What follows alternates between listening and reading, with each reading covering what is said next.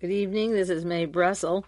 The title of this broadcast is World Watchers, and it is program number 747, March the 31st, 1986. I want to begin the program by telling you that the company that was going to put live bacteria in Monterey County on the strawberry plants, called Advanced Genetic Sciences, which is actually a dummy front for a multinational corporation that involves Roman Haas, DuPont, Standard Oil, and a lot of big bucks. They have an office in Oakland, this small group, and really represent a lot of power.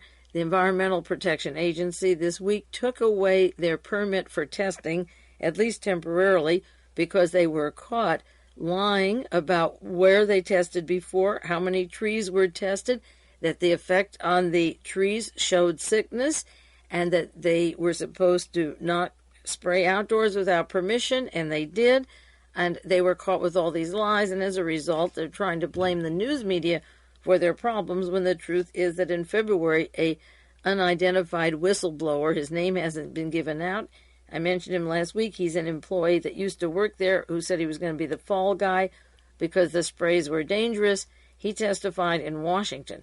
Now, there would be no hearings in Washington if we hadn't learned about it in Monterey County because they were so secretive. So this was a case of people action getting involved in the community, and it seems at least temporarily to have stopped them, and I will continue my research on the company. The San Francisco Chronicle had a story March 25th. The United States Environmental Protection Agency levied a $20,000 fine against AGS, Advanced Genetic Sciences, and suspended their permit to launch the first outdoor test of genetically altered bacteria. The EPA officials accused them of falsifying research report that they used it to seek a federal permit in Monterey County. The action marked the first penalty ever leveled by the agency involving organisms produced by gene splicing.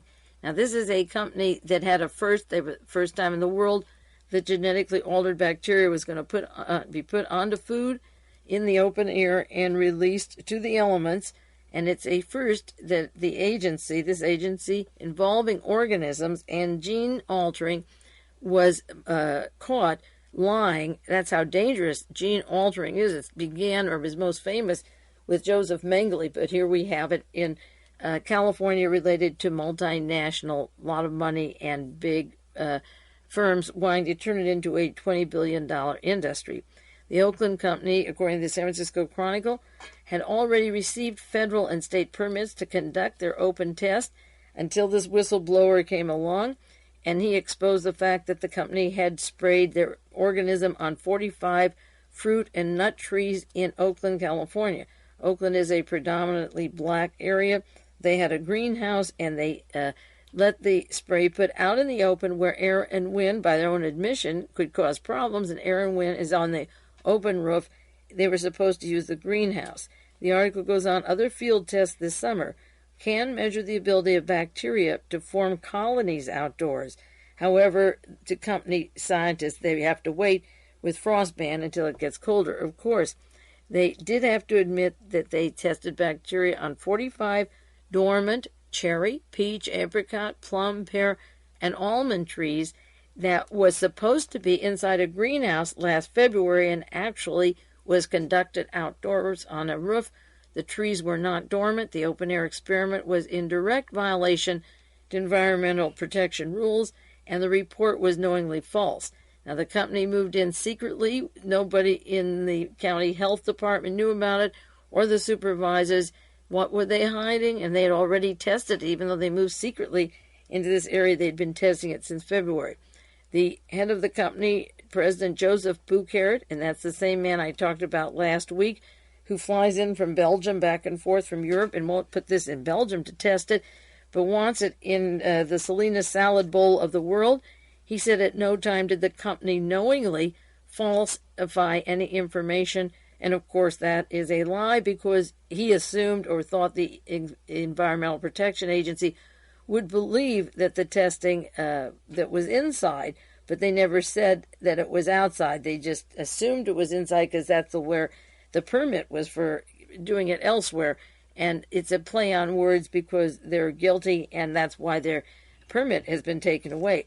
The scientists considered that injecting the bacteria beneath the bark of a varied group of trees outdoors on the rooftop would be as good as any confined facility like a greenhouse. Now, they also said that it could spread, and they would test how far it travels. So how could it be as good in a greenhouse as the open if you're testing the spreading? The data from the controversial experiment, according to those AGS people, proved definitely the bacteria would damage neither tree nor environment. You spray in February and you prove in January or March the next year that there was no problem. How do you know who in Oakland was sick, who got cancer, who would get particles of bacteria? I don't know how fast it travels. It multiplies very quickly. Their statistics were almost as quickly as AIDS in the way it multiplies. And how can they say this proves that nothing happened because the people don't even know what's on the roof or what came down on them? And I'm sure the doctors in Oakland don't have the faintest idea of what's going on. Mr. Buchard said his scientists have already proposed repeating the test in a completely enclosed environment, and they've invited the EPA to oversee it. Now, what's safe indoors and doesn't affect you, okay, you have a can, you spray it, and they say, yeah, I spray it, nothing happens, it didn't die, it didn't turn red or green, so it's safe. It's the long-range effect, and these are just childish and unscientific ways of saying, let us prove to you that it's all right. The agency found no evidence to indicate that it would be likely to result in any significant risk to human health or environment. That's what the EPA said. Well, it wasn't likely that the space shuttle would blow up or that the second ring wouldn't hold, even though they didn't have a backup, because the first never fails, and it's not likely that these things happen, but they happen. The EPA said they're bending over backwards to encourage development of this technology and major new diagnostic and therapeutic tools for medicine and new types of crops that would resist insects and disease. This wasn't for disease. This isn't a pesticide. It was to stop the freezing, and also it could affect humans and the immune system. The Monterey Herald also had a story on this because it is a local story, and it tells how the chief financial advisor of the firm said that they had ruled in a way that is not detrimental to the company. It won't hurt us at all. We'll just have stricter protocols and control in the future, but we'll go on doing what we're going to do. They're disappointed that temporarily they got a slap on the wrist, but they will be back in action. They have guaranteed us in some form. There is another part of the Monterey Herald that says it is disturbing to realize that the frost ban experiment could have already been conducted with falsified data and inherent risks involved, and it has not been if it had not been for the probing of local citizens, it never would have come to our attention. And that is true. The local people really got off their butts and got together at that meeting I've described for you and brought this thing out in the open. One of the injection sites last year showed evidence of a canker, and I believe I mentioned that to you last week. When the Environmental Protection Agency read the report, the company should have mentioned the canker on the test application. There were pictures of disease on the trees. They wrote a report that said there was no pathogenic results, and the EPA said the failure to do so constituted falsifications of their application.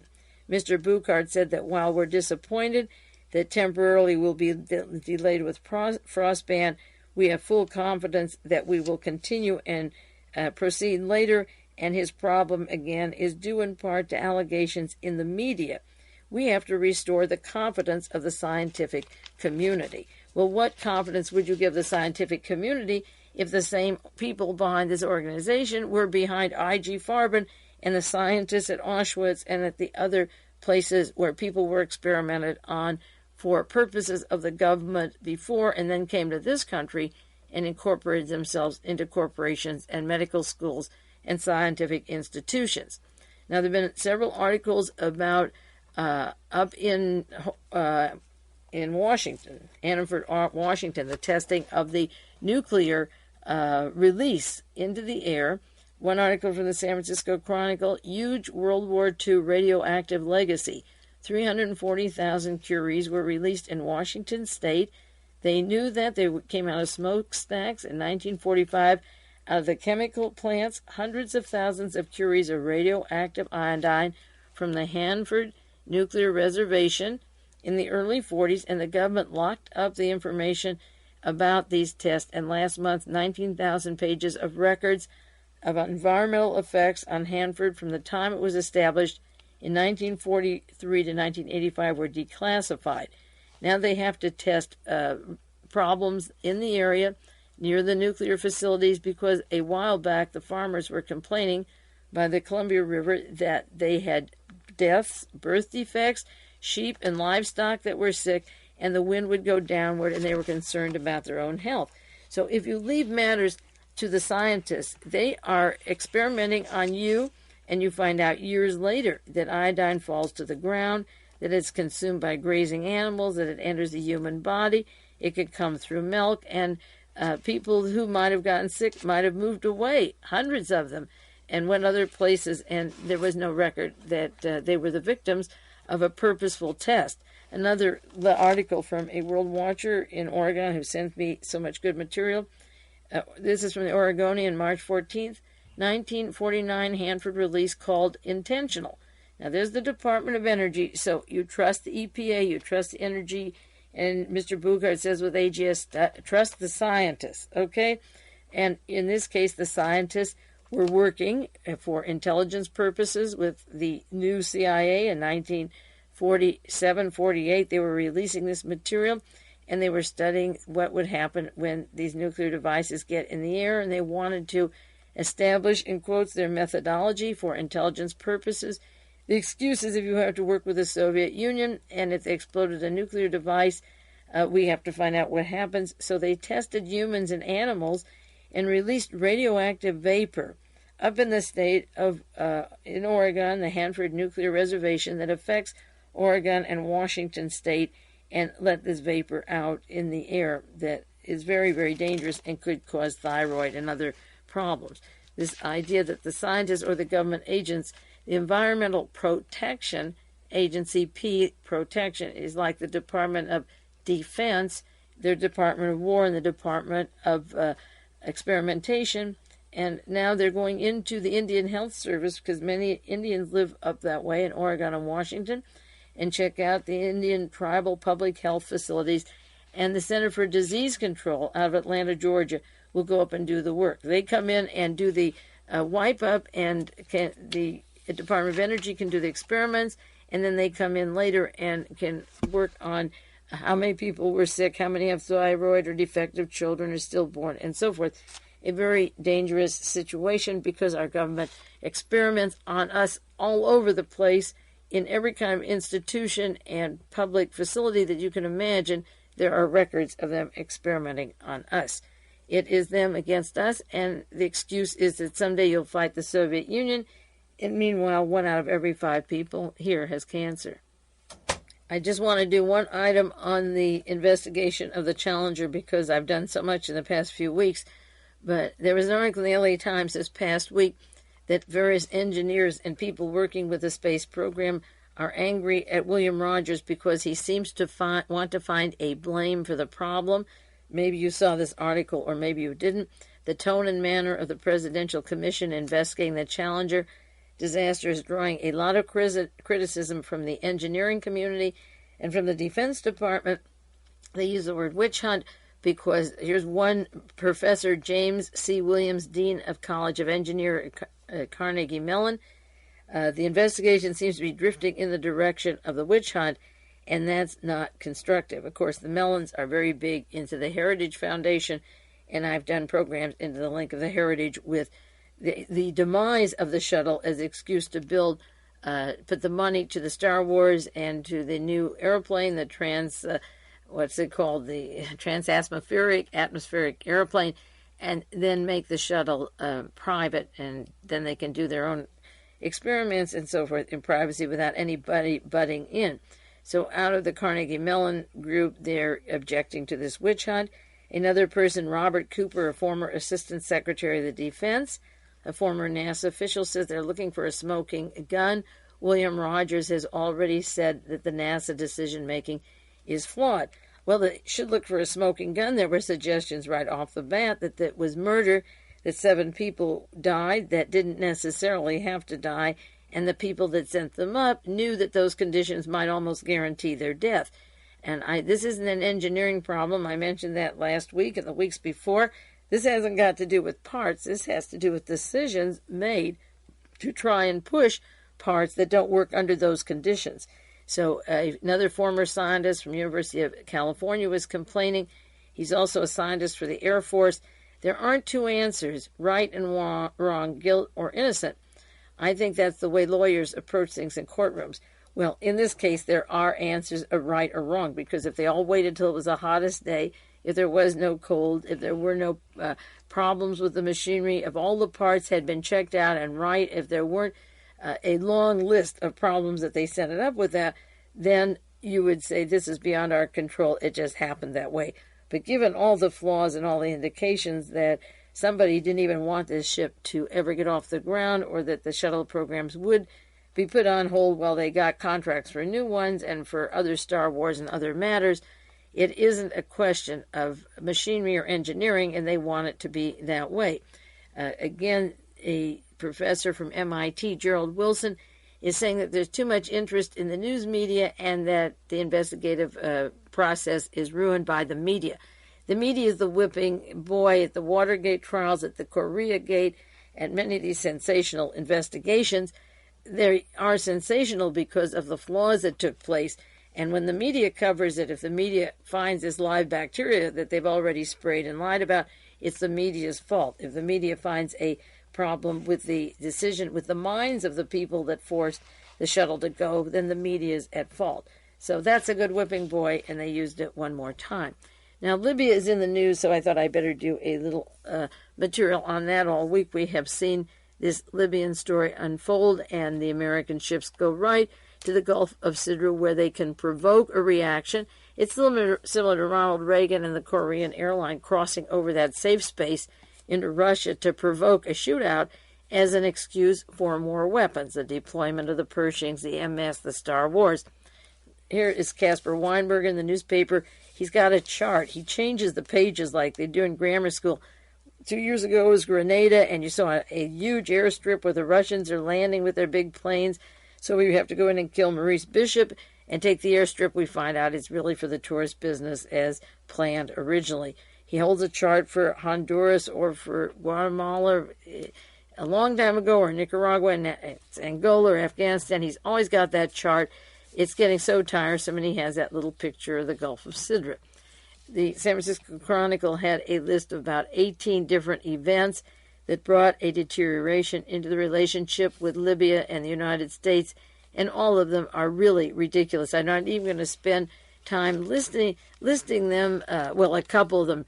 November 1981, reports surfaced that Libya had sent hit squads to America to assassinate Ronald Reagan and George Bush. The government beefs up security. Reports that Libya was going to come and kill them could be CIA disinformation. That's not a reason to attack them. He had no reason to kill the president or vice president. He wouldn't gain very much from it. He has another reason. 19 people were killed in a guerrilla attack at the Vienna and Rome airport, and Reagan accuses Libya of complicity in the assaults carried out by Arab gunmen. Well, in the past interim since that time, it has come out that the black children, those males down in Atlanta, Georgia, were probably or possibly killed by members of the Ku Klux Klan, and not Wayne Williams, who was serving time in jail. In that case, is going to be opened up. So you have 20 or 30 people, American citizens, killed in America. That's no reason to invade Atlanta, Georgia, or go down to Georgia. It would be a good reason, but we don't go down there to see what's going on.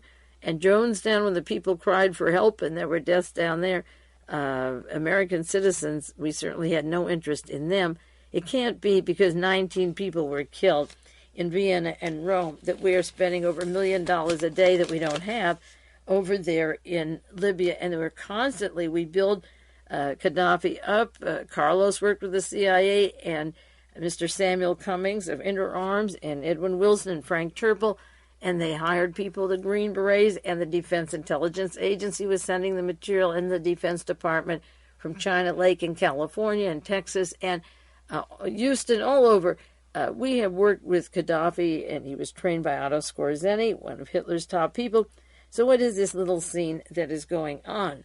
Last week I mentioned the Anthony Sutton newsletter on the Challenger and the suggestion of a possible foul play with that. The motive is probably being or could be sabotage. And I just want to quote some sections of Anthony Sutton's reference to what the Brotherhood does to cause violence on both sides, a confrontation, a revolution, and these wars to keep things going constantly. And he says this is the result of what he calls the Brotherhood. He has done a lot of work, as I say, into the Skull and Bones, an organization that George Bush is a member of. He's written 3 books on the Brotherhood. One, he's also written on the Trilateralists over Washington, the rise of Hitler, national suicide, Wall Street, and the Cuban Revolution. The Order controls education, and now he has the Brotherhood foments revolution. And he talks about the Brotherhood of Death. The Brotherhood of Death books, incidentally, are available. I think it's $29 for the 3 of them. And I'll get the address where you can order and put on the sheet that accompanies this broadcast. But Richard Landcamer, a gentleman that keeps reading Anthony Sutton's newsletters and books, wrote to Ronald Reagan a letter June the 1st, 1984, asking about George Bush, who belongs to the secret organization, the Skull and Bones Society. It's legally incorporated as the Russell Trust Association.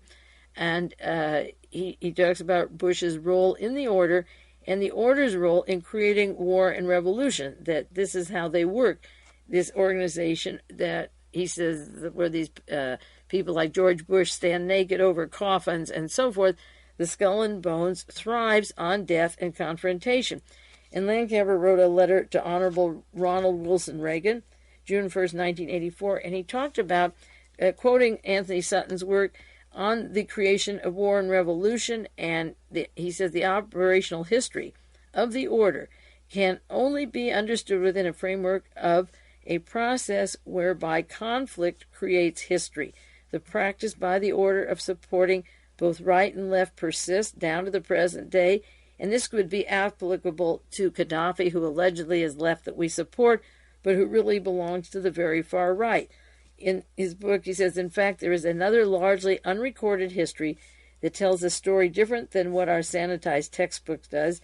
It tells a story of the deliberate creation of war, the knowing and financing of wars and revolutions to change governments, and the conflict to create a new world order. And the creation of this continues, whether, like George Bush's family he cites, because Bush is a member of the Skull and Crossbones, and his father was. They were very active in their politics with the Nazi Party in Germany. He cites that, and I wasn't aware that the Bushes were financing the Nazi Party in Germany.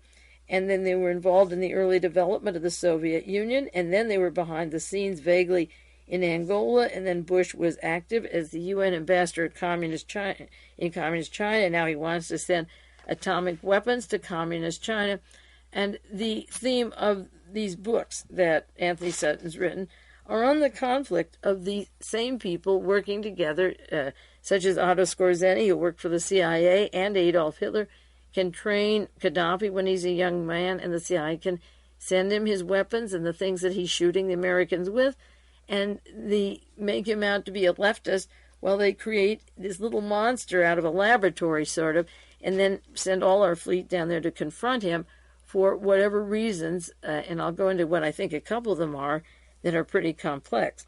Now, along those lines, there was a story March 24th, just this last Monday, in LA Times and San Francisco Chronicle, U.S. envoy under fire for secret Libyan talks. The U.S. ambassador to the Vatican, a knight of Malta, William Wilson, held an unauthorized secret meeting with Khadafi in January. Now, Reagan knew weeks ago he was going over there into this area, and in January, Wilson goes over to meet with Khadafi. George Shultz, Secretary of State, told Wilson, a longtime California friend of Ronald Reagan, that he was acting beyond his powers and he shouldn't do it again, but he had some special message for Khadafi before these confrontations took place. The move by Wilson, a controversial director of Pennzoil Company, which has a business dealing with Libya, didn't help or hinder the United States-Libyan relationships. But it goes on, Mr. Wilson remains a director of both Pennzoil and the Earl M. Jorgensen Company. Jorgensen was one of the early kitchen cabinet, along with Wilson, of Ronald Reagan, despite State Department guidelines that says, as a rule, persons appointed positions requiring Senate confirmation must resign from directorship positions in for-profit corporations when there's no compensation, even if there's none of that. No explanation has been offered for Wilson being apparently having an exception to the rule. Now, Ronald Reagan's friend William Wilson is not only part of Pennzoil, their investments come from Libya, and he's on the board with Mr. Jorgensen, another great pal of Ronald Reagan's. But Reagan is screaming and yelling about Khadafi, and his very closest advisor, not only personal friend, but he handles all Ronald Reagan's personal money, helped him with the tax breaks, buying the ranch and all that. And Reagan appointed him to be ambassador to the Vatican, a very controversial story in itself. And here he's down there with Khadafi, and his oil money comes from Libya. The Chronicle goes on, sources in Washington said Wilson had been annoyed. He annoyed the State Department officials because at one time he had been suspect in a Vatican bank case. He asked the United States Attorney General, because of his friendship, claiming close friendship with the president, to interfere with the Holy See in competition with the U.S. Embassy in Rome, and he was also working for Paul Marcinkus to get his criminal charges dropped, and working in the Vatican and with Khadafi, with the Pennzoil, and Ronald Reagan is screaming and yelling, which is totally ridiculous and has no meaning considering his closest friend and one of his ambassadors, the controversial ambassador, is making his money out of Libya and visiting Libya just prior to this event. Another story out of the Monterey Herald, U.S. envoy reprimanded with meeting with Libyan, and it goes on to the fact, and similar to the other one, about William Wilson, our ambassador to the Vatican, going down to Libya. Now, there's a small newsletter called, it's Coalition Close Up. It's put out by a group in Washington, D.C. In the fall of 1985, they had a small article, Ronald Reagan's Religion as a Cause of World War III. And a friend of mine mailed this to me. I appreciate this. A listener to World Watchers, a subscriber. This is at the time the president was going to the summit meeting, and the gist of this article is that Ronald Reagan has this fixation about Armageddon, and he links it to a biblical prophecy that Libya will be among those people that will send us into World War III, and he therefore believes he has to take on Libya. Now, this is very important to Ronald Reagan's psyche, that he has to go there for some reason, because if you attack Libya, it may bring out a chord of discontent among the other Arab population, and that would hurry up the Armageddon that he's waiting to see and has believed in for a long time. The article is by Michael Ferber, and this is the way it goes. I'll read you parts of it. Since becoming a candidate for president in 1980, Reagan has made a number of remarks in public and private about his strong interest in biblical prophecies of Armageddon. In 1980, he said on the Jim Baker Show, "We may be the generation that sees Armageddon." March 81, reported by Jerry Falwell, he said, "I believe we're heading very fast for the Armageddon right now." October 81, he reported to Senator Heflin of Alabama at a White House meeting, Russia's going to get involved in it, in the Armageddon. And October 1983, reported to Thomas Dine of the American Israel Public Affairs Committee, "You know, I turn back to your ancient prophets of the Old Testament, the signs foretelling Armageddon, and I see myself wondering if this is the generation where it's going to come about." In December 1983, in People magazine, he said theologians are studying the prophecies, the coming of Armageddon, and it seems that in the past people talked about this, but the world seems to be going in that direction. In 1971, with California State Senator James Mills, who wrote about the meeting, he talked about the Armageddon, and he also had a conversation that led to the nuclear Armageddon, and referred to Ezekiel, the 38th chapter of Ezekiel, and ungodly nations, and it said Libya will be among them, and Libya was part of his conversation in 1983 about the necessity for an Armageddon. We'll take a 1-minute break and continue with Libya and the fixation of the president and what I think is going on right now, and the connections of him to American corporations.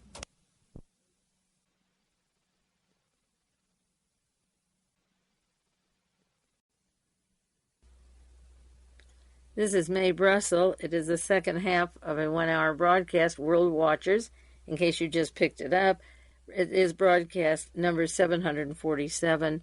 I put this on in case you tape it. I hope you do, and take your break at that 1 minute, 30 minutes of broadcast, turn it over, and now we're ready to start for the second half of the program.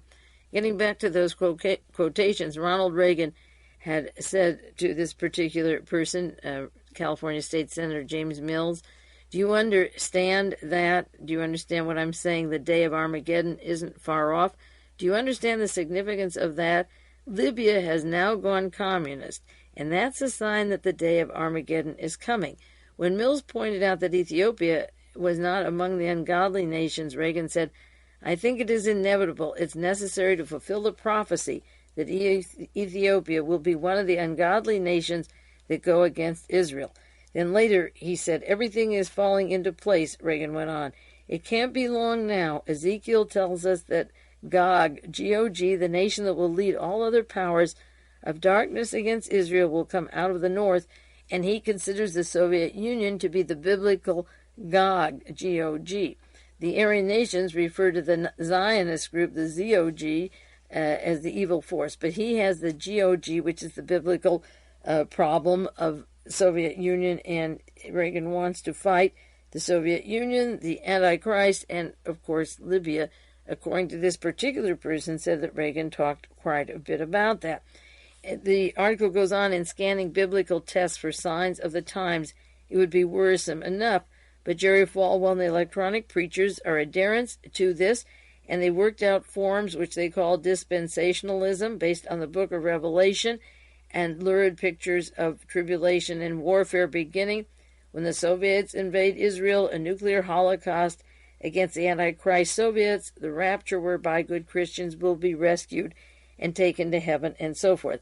So this alarming story is described, as I say, by Michael Farber, and he says, most alarming of all is the part of the doctrine that plays upon nuclear war, because the president believes in nuclear war is the same as Armageddon. Now, when Reagan was up for re-election, just before the election, I did quite a few broadcasts on Jerry Falwell and the born-again Christians in the White House and Ronald Reagan, and I won't do any more on that, except that I remembered that a particular gentleman had included among the stories of Reagan that Libya was a part of the Armageddon, and now it seems the president, for whatever, he may pull the fleet away and then come back another time, or just feel he did as much as he could and be laughing at Gaddafi, or things could keep getting worse, because worse is what he's told is going to happen, and he's setting the stage for the worst.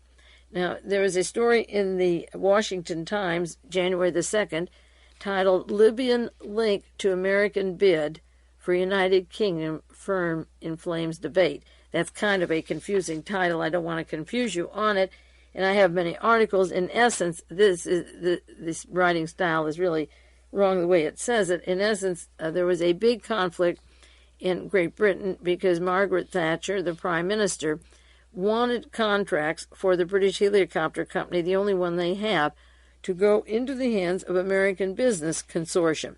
And because of that, one of her ministers, one of the members of the defense, their defense minister, Michael Heseltine, resigned from the Thatcher group because he felt that the Westland, that's the British Helicopter Company, should be helped out by contracts with European countries in France and Germany and Italy, that all of the British dependence is upon America. And he wanted an English consortium of General Electric Company and also the Messerschmitt and Blohm and the German Aerospace and France and Italy to rival the American company.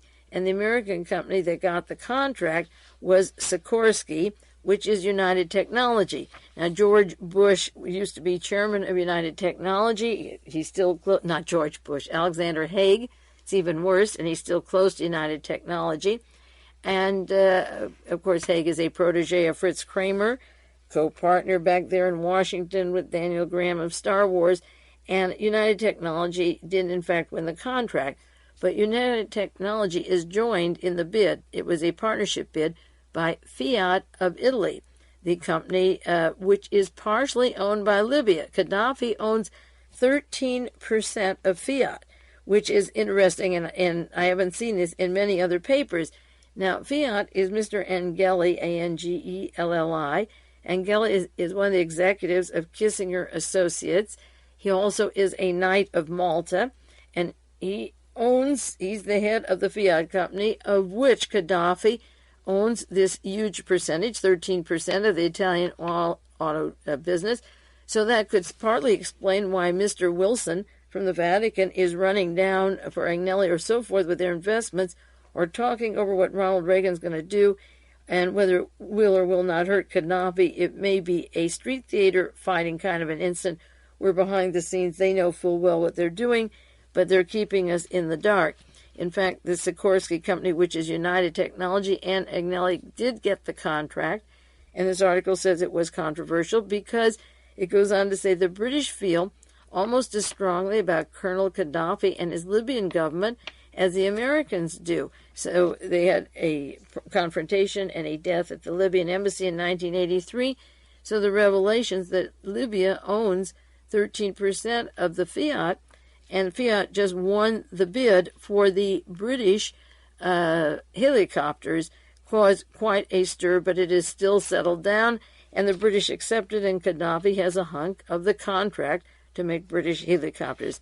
The article goes on, the Libyan connection was yesterday dismissed as a red herring by the Department of Trade and Industry, which refused to criticize the United Technology Fiat bid. So you have Haig and Kissinger and Agnelli, this close relationship, and a hunk of the firm owned by Khadafi, and they would go on and make the helicopters for Great Britain.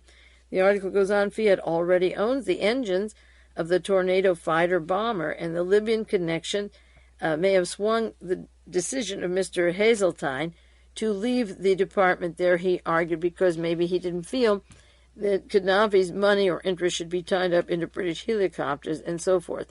The article goes on, the essential concern is future orders. Sikorsky, which is United Technology, wants Westland to push sales of their Black Hawk military helicopter, and it has to do with weapon making in Europe and England, but the important thing is that the people that won were United Technology, and Agnelli, and Mr. Khadafi owns this hunk of Fiat. So all this talk about anger or disagreements with each other is a lot of street theater. There's more going on than we know about. As I say, Mr. Agnelli of Fiat is a Knight of Malta, as is William Wilson, and Wilson was down there with Khadafi, and Khadafi is close to the Italian government. As a matter of fact, I might have mentioned before when Agca was promised he'd have immunity if he blamed the shooting on the Pope as a Bulgarian KGB story, that he would have protection in Libya. So Frank Turpel worked in Libya with Edwin Wilson and came right from the CIA, and Frank Turpel worked with Agca. So Khadafi is much thicker into this circle than people want to believe, therefore are placing their ships there this week. It has to be for a lot of other reasons, and Ronald Reagan is provoking a scene which, like Mr. Anthony Sutton says, war and revolution, confrontation, set situations up. We'll shoot a few, you shoot a few, for whatever reasons. Now, there's an article January the 9th, 1986, by Jack Anderson, that Muammar Gaddafi went to Vienna to buy 100 plastic handguns. That was in January of this year. This great terrorist could go to Vienna, and these handguns are plastic that are difficult for airport security to detect. Jack Anderson said the pistols are made in Austria, where Gaddafi-supported terrorists shot the Vienna airport during Christmas week. This is crazy. It's Christmas. They were supposed to be having a part of shooting down, and within a few days, by January the 9th, it turns out Gaddafi has access to these plastic pistols that he can give to terrorists throughout the Middle East. The handgun in question is the Glock 17, a 9mm pistol invented and manufactured by Gaston Glock in the village of Deutsch Wagram outside Vienna. It is accurate, reliable, hardened plastic, frighteningly easy to smuggle into airports, and Austria's past dealings with Khadafi suggest that the obvious danger of such a sale would not be enough to bring government intervention. It was the first European country in 9 years to entertain Khadafi on an official state visit in 1982. Is this when Helene von Damm, the secretary to Ronald Reagan all those years, our ambassador, entertains Khadafi? He's entertained over in Austria. The article goes on to use the platform there provided by the Austrians in Vienna to denounce Ronald Reagan as a terrorist and a destructive person. The Austrians were rewarded for their hospitality and so forth, he said, when towards the Arab extremists in 1981 when Palestinian terrorists assassinated Heinz Knittel, a prominent Austrian Jew and a close friend of Chancellor Bruno Kreisky.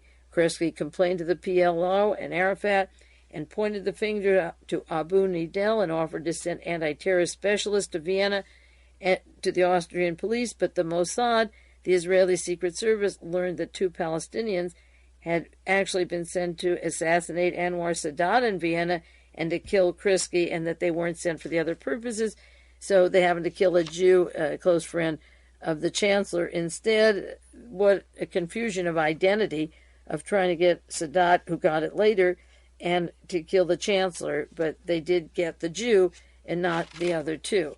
Another article out of the Houston Post from a good friend and long subscriber said, Brown and Root involved firm is studying the order to build in Libya. And many of you probably saw this past year.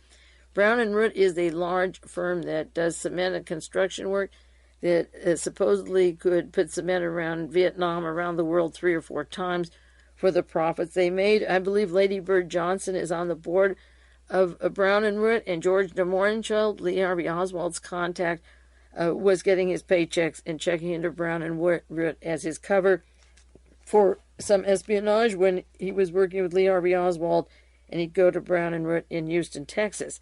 Now, this huge firm, Brown and Root, was making plans. The president had ordered the American companies out of Libya, but they were revising their plans, and I understand that they got permission where others didn't have it, and the company was building a $20 billion water pipeline project that would transport water from under the desert, 1,200 miles to Tripoli and other populous areas. So the president's closest advisor, his closest personal advisor, Mr. William Wilson, has the Pennzoil over in Libya, and Brown and Root out of Houston, Texas, were willing or have started a $20 billion water pipeline under the desert to make Gaddafi more profitable and grow crops and so forth.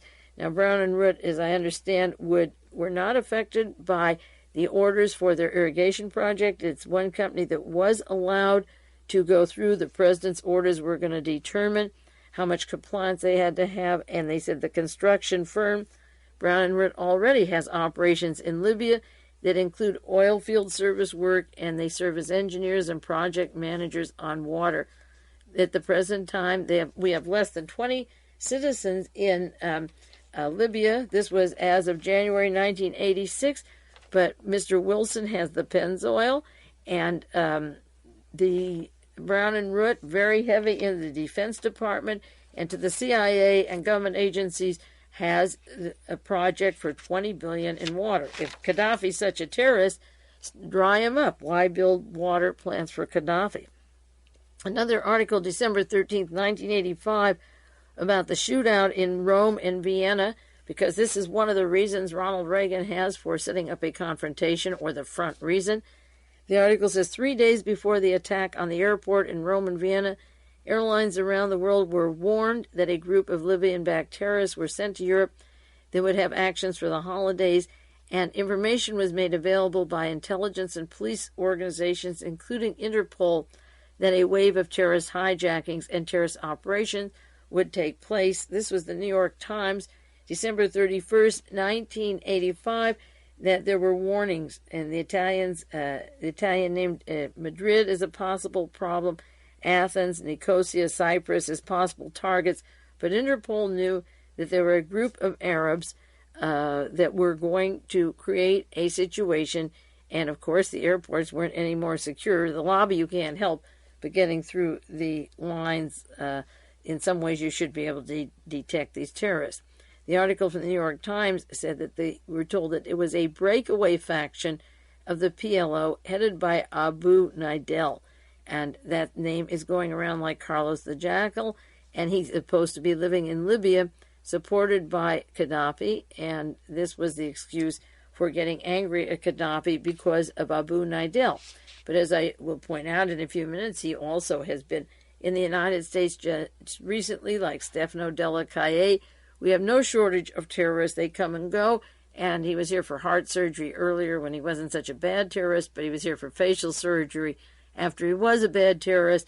And we are blowing away the chances for peace in the Middle East by responding to situations that don't make sense. And certain agents working with each other have a predictable route that is told ahead of time to make the record straight. They said that they knew these events were going to take place so that the agencies can clear themselves and their consciences at the same time. January the 10th, 1986, another article sent from a friend in New York, friends in New York, who subscribe to the tapes. These broadcasts go out by cassette, and many people who hear them and receive them send me these marvelous articles. This one is about Gaddafi denouncing Reagan and denounces what Reagan is doing. And as I say, this was January of this year, and Muammar Gaddafi had a news conference.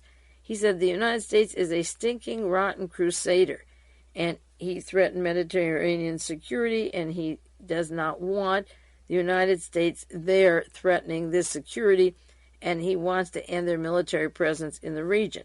Libya will not falter an inch in its support of the Palestinian people, and Libyan leaders said that his country was not responsible for the Palestinian attack in Rome and Vienna that took 15 lives. And he said the Reagan administration called him flaky. He asked what that meant. He didn't know what it meant. And he said, I never learned that Reagan was a psychologist or a neurologist. I thought he was a useless actor. Now, Gaddafi made an appeal to Interpol to come in and stop this terrorism. He said in an apparent effort to drive a wedge between the Europeans and the United States, the Libyan leader called in Western ambassadors Wednesday night and reassured them that he opposes terrorism. He called for strengthening Interpol, the Paris-based international police agency that said he supported the extradition of suspected terrorists. Now, it's interesting that Interpol gave warning a few days or weeks before this was the excuse for putting our fleet over there in the Mediterranean, going after Gaddafi. The days before the airport incidences, Interpol was warned. And Gaddafi isn't criticizing Interpol for naming him or Abu Nidal or the PLO. They had warning that some terrorism was going to take place. And on the other hand, he's arguing to strengthen Interpol so that he won't be the fall guy. So it's interesting that January the 10th, he's asking for Interpol to have more power, because if they found out who was doing this violence, then, as I say, he wouldn't be blamed.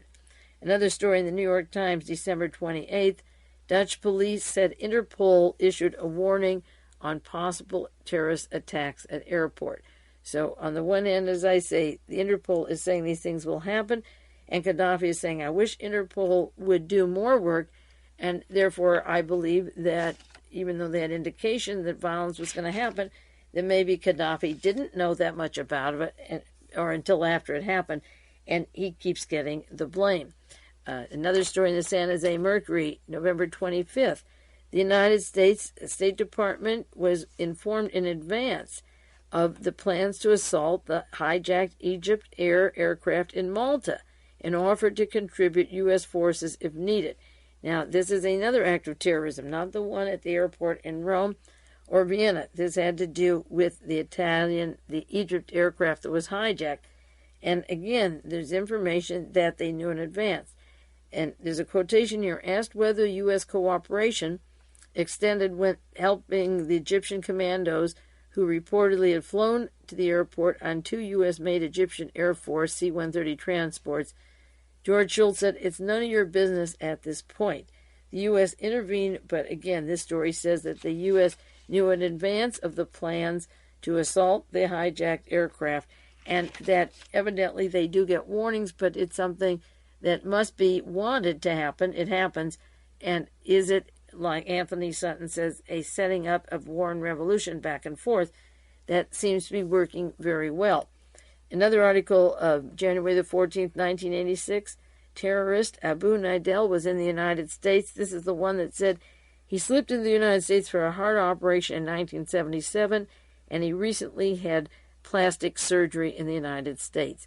He's loyal to Muammar Gaddafi, but when he wants to get to the United States for medical reasons, he moves freely, according to this article, even to the United States, where plastic surgery was so perfect that his own wife failed to identify him.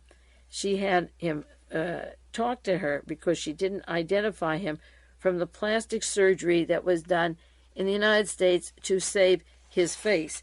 Now, he's been charged with a lot of plans. One, he tried to assassinate Mr. Yasser Arafat in 1974. Nidal took refuge in Baghdad, and the Iraqi government helped him, and he helped set up Palestinian death squads. In 1980, the Iraqi president, Hussein, kicked him out, but the Syrians accepted him, and he was in a Damascus hotel and murdered 4 hostages 4 years later in Iraq. In May 81, he claimed credit for the murder of Heinz Nittel, that's the fellow I talked about, the chairman of the Austro-Israeli Society, a personal friend of Austrian Chancellor Bruno Kreisky. He did that in Vienna. In August 81, his thugs attacked the synagogue in Vienna, killing 2 persons. June 3rd, 82, his group wounded Israel's ambassador Shlomo Argov, which was the excuse for the Israeli invasion of Lebanon, a subject I did a lot of broadcasts on in June 82. And after that, shortly after that, Alexander Haig was fired as Secretary of State. He'd given the green light to Israel to go in and wipe out a lot of people in Lebanon, and he also approved of the Argentine military dictatorship and the Falkland War. At that point, Alexander Haig was out, but his company, the United Technology, working along with the Fiat, 13% owned by Gaddafi, is getting the contracts today to make the helicopters for Great Britain.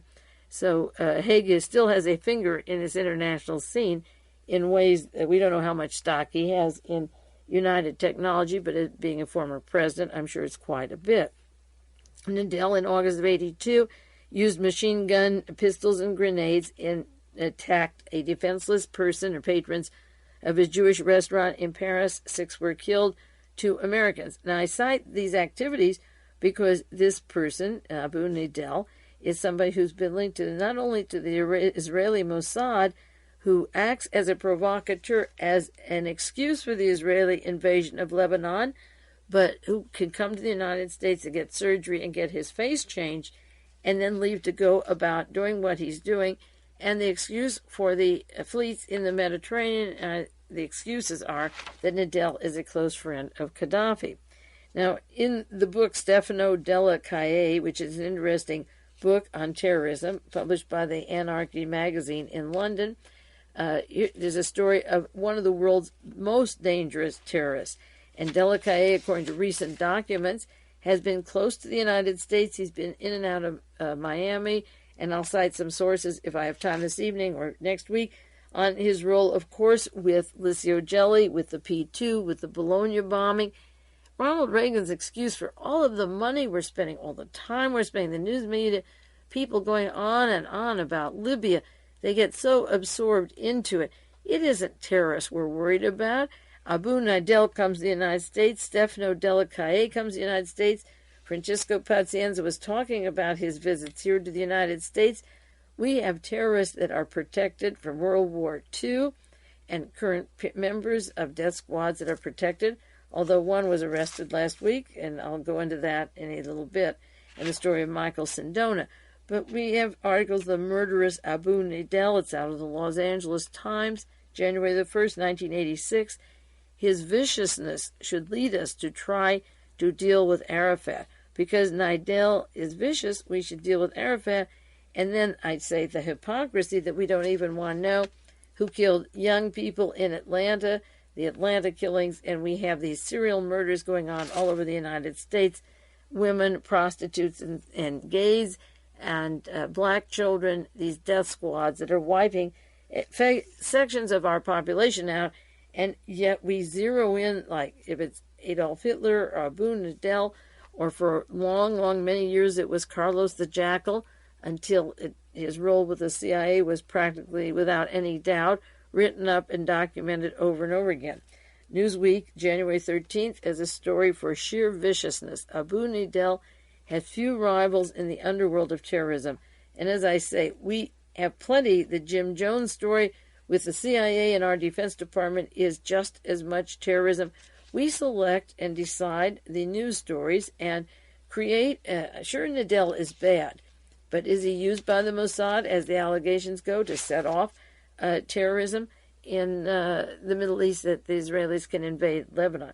Now, there's another factor that's been brewing in the Middle East, and I wonder if this behavior and what's going on with Ronald Reagan and Gaddafi is going to lead to something more complicated, but the door is open, and William Wilson can discuss it with Gaddafi and let this thing go to a certain point, and the Arabs then react on the side of Gaddafi.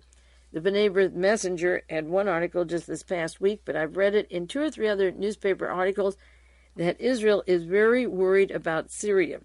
And one article that I have here, the possibility of aggressive action by Syria continues to trouble Israel and itself.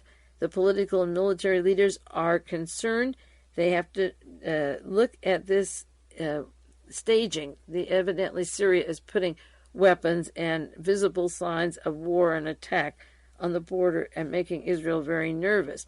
Defense Minister Yitzhak Rabin told the Knesset's Foreign Affairs and Security Commission that recent aggressive statements by the Syrian President Assad require them to be on the alert at all times to prevent an undesired war.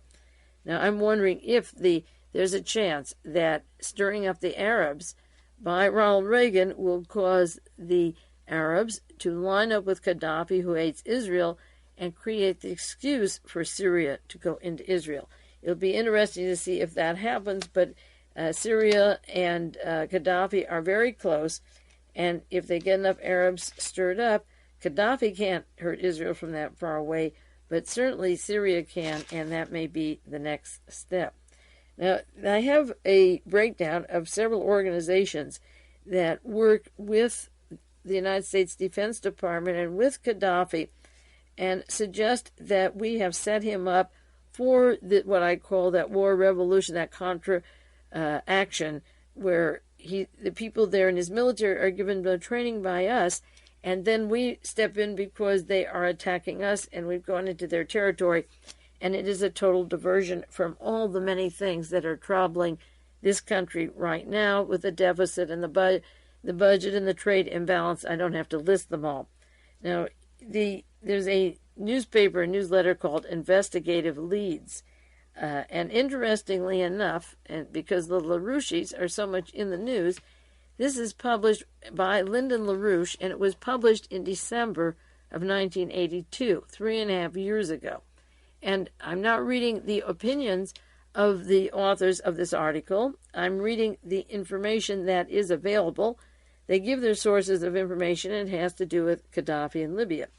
It has to do with a company in Denver, Colorado called Resource Dynamics. And that company in Denver has 3 branches, one in Madrid, one in Spain, and one in Atlanta, Georgia. And they trained, in 1982, they were training 127 Libyans to work for the Libyan Defense Department inside of Libya to, in quotes, stir up a reaction of Muammar Gaddafi, that it was to, these are the words, to unleash the Libyan dictator Muammar Gaddafi, training these people and trained through Lockheed and the corporations to unleash Gaddafi, and that in turn could bring on the Middle East Armageddon that Reagan thinks is necessary and keeps the war business employed and assured of a lot of activity and testing their weapons, just as Hanford, Oregon, or the atomic test our new weapons and test them on Gaddafi. I see our time is up. I can't even begin to go into this. Next week I'll try to start with a little bit more on Libya and Resource Dynamics as a warming Gaddafi up, and the international connections of these people to the Republican and Democratic Party, and the way we build up the military in Libya so that it's there to respond when Reagan gets into the waters close to where Khadafi is. But the hour is up now, so I'll do a little more on this next week and then get into some other matters like Michele Sindona and the Waldheim story, running for president of Austria with his Nazi past. A lot of interesting things in the news, but I will continue a little bit on Libya. And in the meantime, this is Mae Brussell. We'll be back with you next week. Thanks for the articles, thanks for the books, and all the material you keep sending me.